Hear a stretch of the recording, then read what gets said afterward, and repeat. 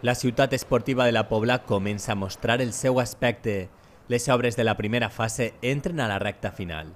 De fet, s'espera que en pocs mesos estiguen acabades.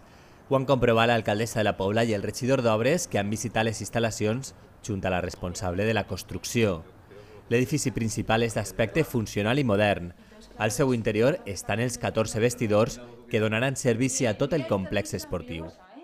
D'esta manera, unes activitats no interferiran en altres, i més si tenim en compte que així va també el camp de futbol.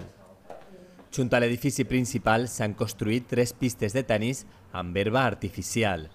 Se sumaran a les 3 que hi ha a l'actualitat de ciment. Per a tot el complex esportiu s'ha previst este pàrquing soterrat.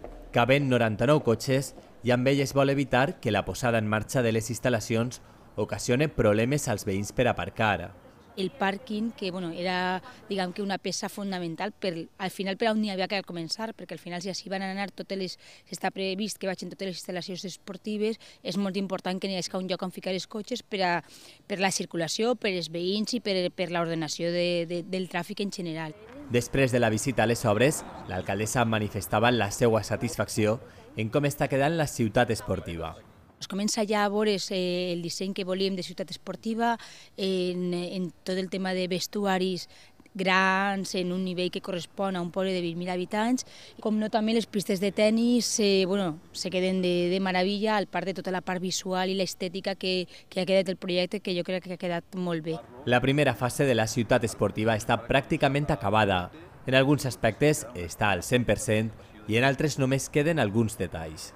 El aparcamiento es un 100% lo que está terminado, los vestuarios un 98-99% y las gradas un 100%. Estamos hablando de unos 3 meses de ejecución.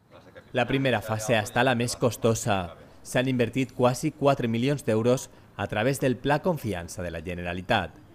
En futures fases es farà el camp de futbol, zones de xoc infantil tradicional i zones de pilota i pistes poliesportives. La ciutat esportiva en això separarà, però sí que estem ja buscant com treure rentabilitat a tot el que tenim. Anem a renovar tot el que és la part dels frontons per a que això es comenci a tindre vida, que era el que sempre havíem buscat, que tot el tema esportiu se centrarà en aquesta zona i que tota la gent de la Pobla i tots els veïns de la Pobla pogueren disfrutar de la part del pavelló, de la part de la piscina coberta, una gran demanda que al final ja han vist feta realitat, i tota la part de pilota que ara se va veure, es començar-li a donar-li marxa, acompanyat d'unes instal·lacions, jo crec que de primer nivell.